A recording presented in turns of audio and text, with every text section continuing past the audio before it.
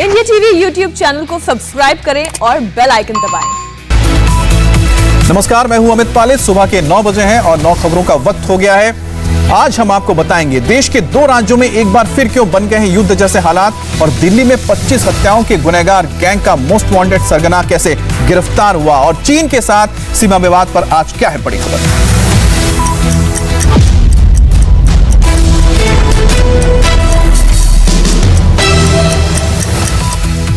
आज की सबसे बड़ी खबर, असम और मिजोरम के बीच टकराव और ज्यादा बढ़ गया है। दोनों सरकारों की तरफ से एक दूसरे के खिलाफ केस पर केस दर्ज किए जा रहे हैं। मिजोरम के कोलासिब थाने में असम के सीएम हेमंत बिस्वा शर्मा के खिलाफ एफआईआर की गई है और बेहद गंभीर धाराएं भी लगाई गई हैं। हेमंत बिस्वा शर्मा के अलावा असम पुलिस के 4 सीनियर पुलिस ऑफिसर्स के खिलाफ भी केस दर्ज किया गया है।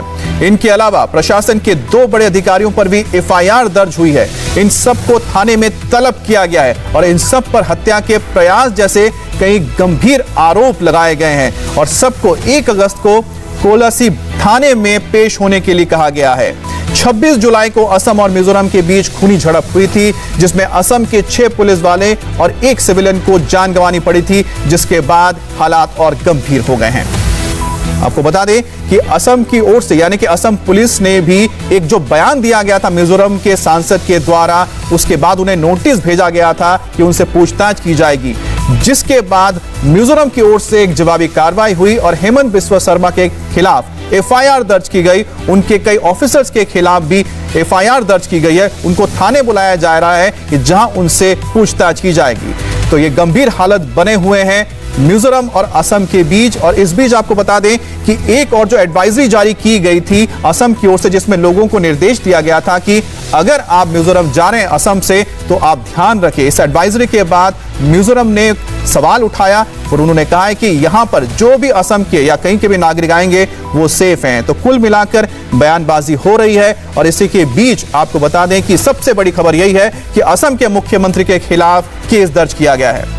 असम के मुख्यमंत्री पर मिजोरम में गंभीर धाराएं लगाई गई हैं। हत्या का प्रयास, आपराधिक साजिश की धाराएं लगाई गई हैं और उनके खिलाफ एफआईआर दर्ज है। उनके ऑफिसर्स के खिलाफ भी एफआईआर दर्ज की गई है। हत्या का प्रयास हेमंत बिस्वा शर्मा पर, आपराधिक साजिश, ये भी आरोप लगे हैं हेमंत बिस्वा शर्मा पर। और ये जो धाराएं लगाई गई हैं, जो एफआईआर दर्ज किया गया है, ये असम के मुख्यमंत्री के खिलाफ मिजोरम में और मिजोरम के थाने में यह दर्ज हुआ है मामला और उन्हें तलब किया जा रहा है कि उनसे पूछताछ की जाएगी थाने में।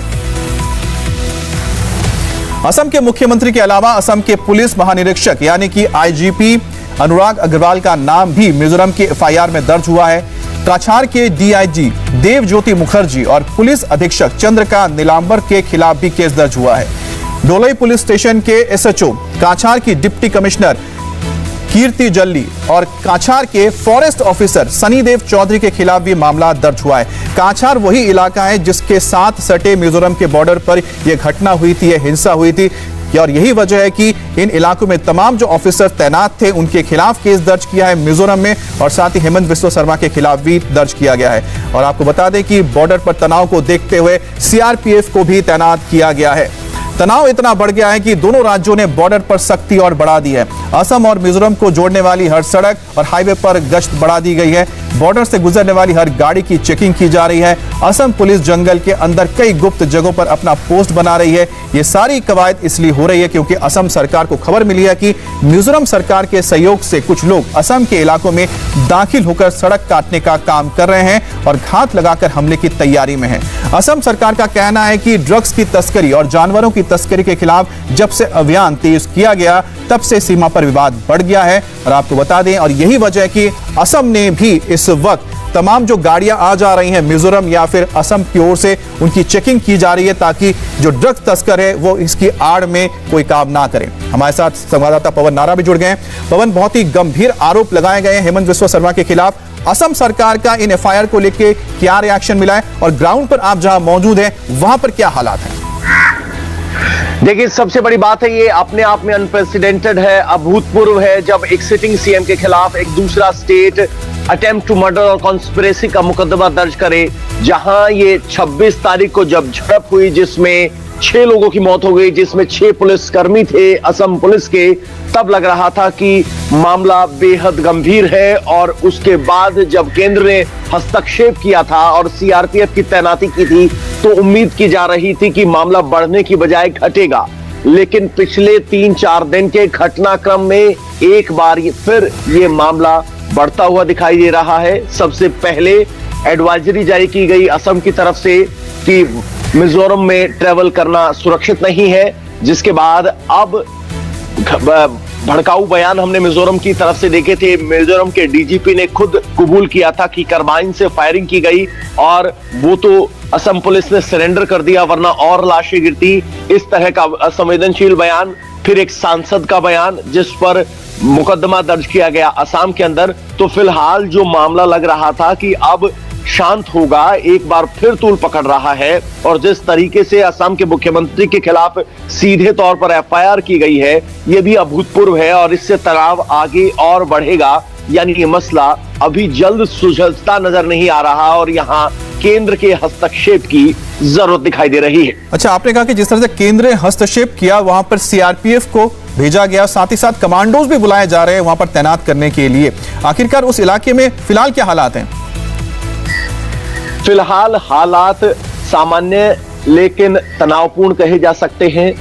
असम की तरफ से कमांडोज को तैनात किया गया है।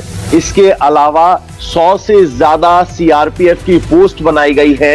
ये पोस्ट इस अंदाज में बनाई गई है कि पोस्ट एक असम की तरफ है तो जाहिर सी बात है पवन, क्योंकि जिस तरह से असम और मिजोरम के जो पुलिस आमने सामने है, ऐसे में सेंट्रल फोर्सेस को भी वहां पर तैनात करना जरूरी है ताकि दोनों ही पुलिस के बीच कोई तनाव जैसे हालात फिर से ना पैदा हो जाए। बहुत बहुत शुक्रिया आपका। आज की एक और बड़ी खबर, दिल्ली का मोस्ट वांटेड गैंगस्टर और रेसलर सुशील कुमार को जान से मारने की धमकी देने वाला काला जेठिया गिरफ्तार हो गया है। दिल्ली पुलिस की स्पेशल सेल ने गैंगस्टर काला जेठिया को यूपी के सहारनपुर से गिरफ्तार किया।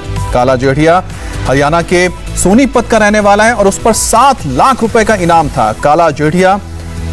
काला जठेरी पर दिल्ली पुलिस ने मकोका का भी केस लगाया है और पिछले 10 महीने में काला जठेरी गैंग ने दिल्ली, हरियाणा और पंजाब, राजस्थान में 25 हत्याओं को अंजाम दिया है। काला जठेरी गैंगस्टर लॉरेंस बिश्नोई का करीबी है और ये दोनों मिलकर 200 से ज्यादा बदमाशों का गैंग चलाते हैं। और इस गैंग से पहलवान सुशील कुमार को भी खतरा था, क्योंकि पहलवान सागर धनकर हत्याकांड में काला जठेरी के भांजे सोनू महल की सुशील पहलवान ने पिटाई की थी, जिसके बाद काला जठेरी ने सुशील कुमार को जान से मारने की धमकी दी थी। तो काला जठेरी गिरफ्तार हो गया, जिसको इस वक्त आप स्क्रीन पर देख रहे हैं। और ये बहुत बड़ा गैंगस्टर जिसकी तलाश की जा रही थी 1 साल से पहले। आपको बता दें पिछले साल यानी 2020 में ये पुलिस की गिरफ्त से भाग गया था, जिसके बाद से लगातार इसको तलाश किया जा रहा था। अतुल भाटिया हमारे साथ जुड़ गए। अतुल, बड़ी कामयाबी मिली है, पिछले साल फरीदाबाद से भाग गया था, एक बार फिर से गिरफ्त में आ गया है। अब पुलिस के लिए कितना आसान हो जाएगा कई सारे मामलों को सुलझाना? देखिए अभी जिस तरीके से काला जठेरी को जो है फरीदाबाद पुलिस की गिरफ्त से फरार हुआ था, 2020 में वो फरार होता है। पूरा एक गैंग काला जठेरी है वो विदेश में बैठा हुआ है और वहां से इस पूरे गैंग को चला रहा है। सबसे इम्पोर्टेंट बात यहाँ पर जठेरी है, उसकी गिरफ्तारी दिल्ली के जो सहारनपुर इलाका है वहां से होती है। दिल्ली पुलिस की स्पेशल सेल की काउंटर इंटेलिजेंस की जो टीम है वो उसको गिरफ्तार करती है। और सबसे इंपॉर्टेंट बात, जिस तरीके से छत्रसाल स्टेडियम के अंदर जो सोनू महाल जो कि सगा भांजा था काला जठेरी था, उसके साथ मारपीट की थी, और जबकि जो सागर धनकर था उसकी मौत होती है। उसके बाद लगातार धमकियां जो है वो सागर पहलवान को काला जठेरी दे रहा था। तो उसके बाद से काफी इंपॉर्टेंट ये गिरफ्तारी है। 7 लाख का रिवार्ड उसके ऊपर था। कई स्टेट की पुलिस जो है वो काला जठेरी को ढूंढ रही थी, लेकिन आखिरकार दिल्ली पुलिस की स्पेशल सेल ने काला जठेरी को गिरफ्तार किया है। जी अमित जी, बहुत बहुत शुक्रिया आपका। भारत और चीन के बीच सीमा विवाद पर आज बहुत बड़ी बैठक होने वाली है। सुबह 10:30 बजे भारत और चीन के बीच 12वें दौर की मीटिंग शुरू होगी।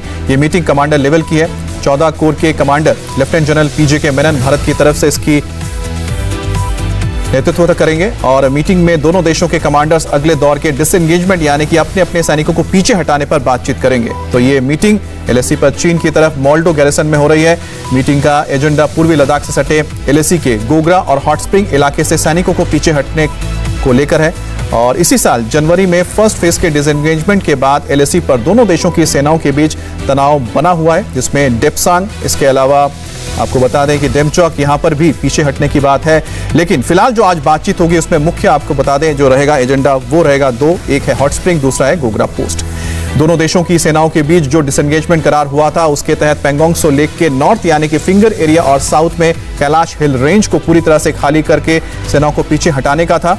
लेकिन फर्स्ट फेज के डिसएंगेजमेंट के बाद पूर्वी लद्दाख से सटे कई ऐसे विवादित इलाके हैं जहां दोनों देशों के बीच सेनाओं के बीच तनाव अभी भी बना हुआ है। गोगरा और हॉट स्प्रिंग में भी अभी तक सैनिक कुछ मौजूद हैं जिन्हें पीछे हटाने को लेकर आज अहम बातचीत होगी।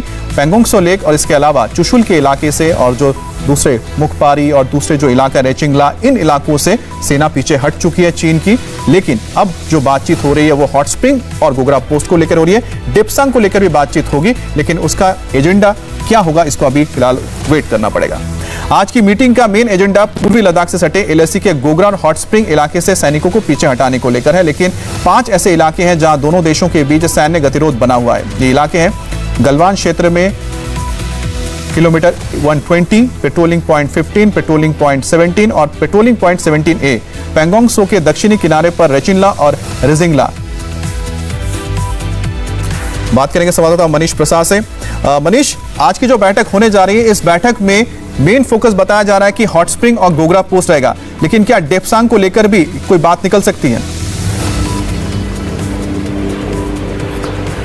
अमित, 1 बाय 1 जाके अगर आप इसे देखें तो जो पिछली कोर कमांडर लेवल टॉक्स हुआ था उसमें जनरल पीजी के मेनन और साथ में शिनजियांग, साउथ शिनजियांग के मिलिट्री कमांडर मेजर जनरल ल्यूलिन ने इस बात को साफ कहा था कि डिसएंगेजमेंट प्रोसेस को आगे बढ़ाया जाए और अप्रैल 2020 के स्टेटस को माना जाए। इसीलिए अब हॉट स्प्रिंग जहां पर दोनों सेनाएं एक सीमित दूरी पर है, उसके अलावा गोगरा जहां पर फेस ऑफ की कंडीशन ना हो, इसीलिए करीबन 3 किलोमीटर का डिस्टेंस दोनों सेनाओं के बीच है।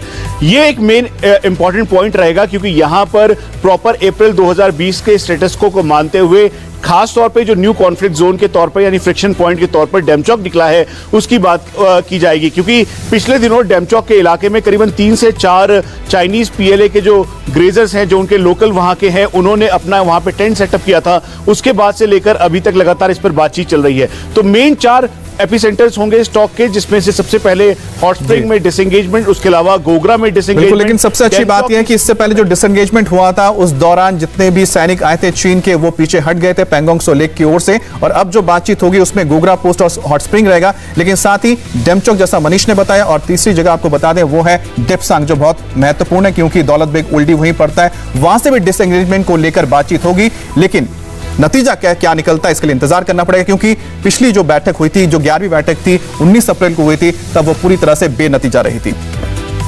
बात करते हैं जयपुर की। जयपुर के आमागढ़ किले पर विवाद बढ़ता गया है। आमागढ़ किले में भगवा ध्वज फाड़े जाने के बाद बीजेपी सांसद किरोड़ी लाल मीणा विरोध प्रदर्शन तेज करते हुए वहां पहुंचे। मीणा ने आरोप लगाया कि मीणा समाज की ऐतिहासिक धरोहरों को खत्म करने की साजिश की जा रही है और वर्ग विशेष के लोगों ने मीणा समाज के ऐतिहासिक स्थानों पर तोड़फोड़ करके मीणा समाज की पहचान मिटाने की कोशिश की है। किरोड़ी लाल मीणा ने मीणा समाज के धरोहरों के साथ खिलवाड़ कर रहे लोगों पर कार्रवाई की मांग भी की है।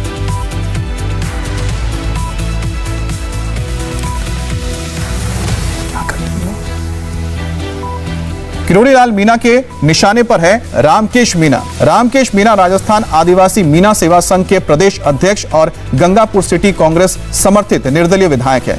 उनकी अगुवाई में कुछ लोगों ने आमागढ़ किले से भगवा ध्वज उतारा था और उसी वक्त यह झंडा फट गया, जिसके बाद पूरे मामले ने तूल पकड़ लिया और आरोप लगा तो रामकेश मीणा ने सफाई दी। आरएसएस के लोगों ने इस किले में प्रवेश करके मूर्तियों को खंडित करके सामाजिक सद्भाव बिगाड़ने की कोशिश की और जब उसमें सफल नहीं हुए तो नई मूर्तियां लगवा दी और एक नया झंडा, एक लंबा पोल खड़ा करके और उस पर झंडा लगा दिया। तो मैं ये पूछना चाहता हूं कि ये किसकी इजाजत से तो उस मंदिर में गए, किसकी इजाजत से किले में प्रवेश किया, किसकी इजाजत से इन्होंने वहां पर पोल लगाया, नई मूर्ति लगाने की अनुमति कहां से मिली?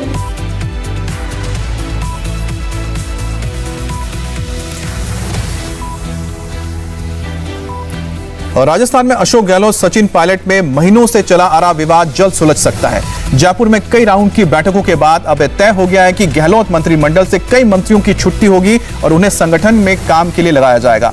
जबकि खाली हुए पदों पर पायलट खेमे के कुछ विधायकों को जगह दी जाएगी। और बताया जा रहा है कि गहलोत मंत्रिमंडल के विस्तार को लेकर फॉर्मूला तैयार हो चुका है। सूत्रों के मुताबिक दिल्ली से जयपुर गए कांग्रेस आलाकमान के दूत अजय माकन ने राजस्थान के 100 से ज्यादा कांग्रेस विधायकों से लंबी मीटिंग के बाद रिपोर्ट भी तैयार कर ली है। उसमें गहलोत पायलट विवाद को सुलझाने के लिए फॉर्मूले का जिक्र है, जिसके मुताबिक कुछ मंत्रियों को हटाया जाएगा और उनकी जगह पर पायलट खेमे से विधायकों को मंत्रिमंडल में शामिल किया जाएगा।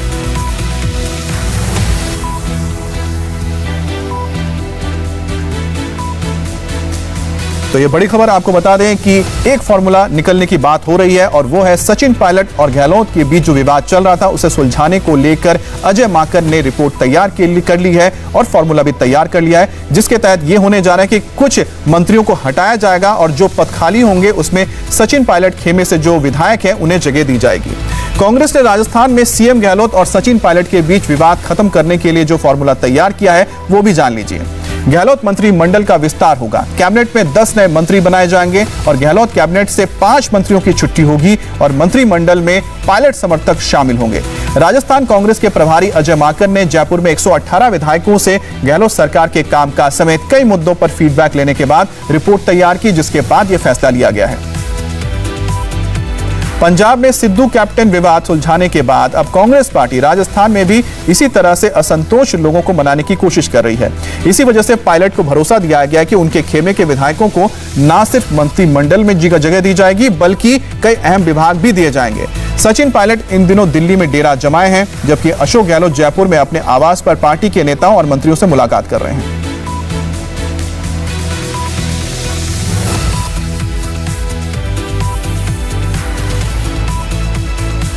और टोक्यो ओलंपिक में आज का दिन भारत के लिए काफी अहम साबित हो सकता है। एथलेटिक्स के डिस्कस थ्रो में कमलप्रीत कौर ने फाइनल राउंड में अपनी जगह बना ली है और अब से थोड़ी देर पहले कमलप्रीत कौर ने फाइनल राउंड में अपनी जगह पक्की की। कमलप्रीत ने 64 मीटर दूर डिस्क फेंक कर फाइनल में जगह बनाई है और फाइनल राउंड में अगर कमलप्रीत अपना बेस्ट परफॉर्मेंस दे पाई तो उनका मेडल भी पक्का हो सकता है। शटलर पीवी सिंधु सेमीफाइनल मुकाबले में खेलने जा रही है। कोर्ट पे जब उतरेंगी तो उनके सामने आपको बता दें कि दुनिया की नंबर 1 बैडमिंटन खिलाड़ी होंगी जिनको मात देना है। उधर दूसरी तरफ पूजा रानी भी आज एक मेडल पक्का कर सकती हैं बॉक्सिंग में। बैडमिंटन सेमीफाइनल में आज पीवी सिंधु का मुकाबला चीनी ताइपे की ताई जू यंग से होगा। फिलहाल वर्ल्ड रैंकिंग में सिंधु नंबर 7 पर है और तुई जंग यंग टॉप पर यानी नंबर 1 खिलाड़ी हैं। दोनों खिलाड़ियों के बीच हेड टू हेड रिकॉर्ड को देखें तो दोनों के बीच कुल 18 मुकाबले खेले गए हैं, जिसमें से सिंधु केवल 5 बार जीत पाई है, जबकि 13 बार चीनी ताइपे खिलाड़ी को जीत हासिल हुई है। यह मुकाबला दोपहर 3:20 पर शुरू होगा। सिंधु अगर मुकाबला जीती तो कम से कम सिल्वर मेडल तो पक्का हो जाएगा और फाइनल में वो पहुंच पाएंगे। आपको बता दें कि सिंधु ने 2012 में रियो ओलंपिक में सिल्वर मेडल हासिल किया था। बॉक्सर लवलीना के बाद आज पूजा रानी के पास मेडल वाला पंच लगाने का मौका है। आज बॉक्सिंग के मिडिल वेट के क्वार्टर फाइनल मुकाबले में बॉक्सर पूजा रानी रिंग में उतरेंगी और 2021 में एशियाई चैंपियन का खिताब जीतने वाली पूजा रानी के सामने 2016 रियो ओलंपिक की ब्रॉन्ज मेडल विजेता चीनी बॉक्सर ली क्यू होंगी। बॉक्सिंग का यह मुकाबला दोपहर 3:30 बजे शुरू होगा। मुंबई में कोरोना वैक्सीनेशन सेंटर पर जबरदस्त भीड़ उमड़ रही है। हजारों की संख्या में लोग 15-15 घंटे तक अपनी बारी का इंतजार करते नजर आ रहे हैं, लेकिन इन हजारों लोगों के लिए मुंबई के नेस्को वैक्सीनेशन सेंटर पर सिर्फ 400 वैक्सीन की व्यवस्था है।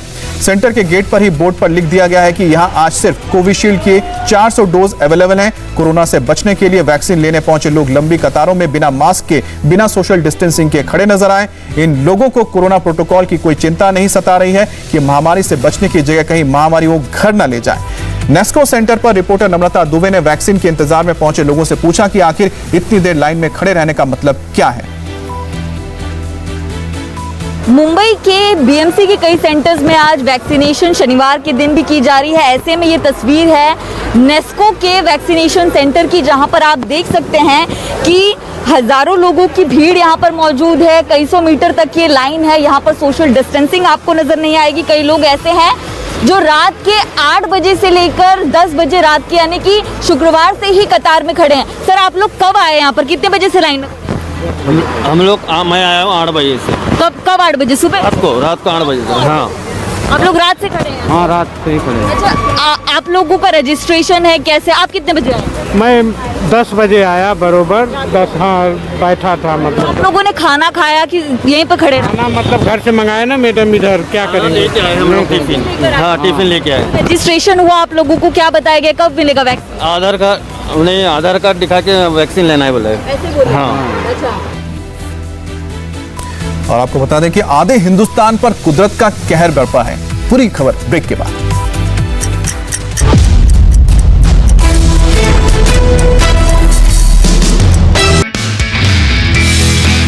नमस्ते, मैं हूं मीनाक्षी जोशी। वीडियो और खबरों से अपडेट रहने के लिए India TV YouTube channel subscribe करें, बेल आइकन दबाना ना भूलें। जुड़े रहें इंडिया टीवी के साथ।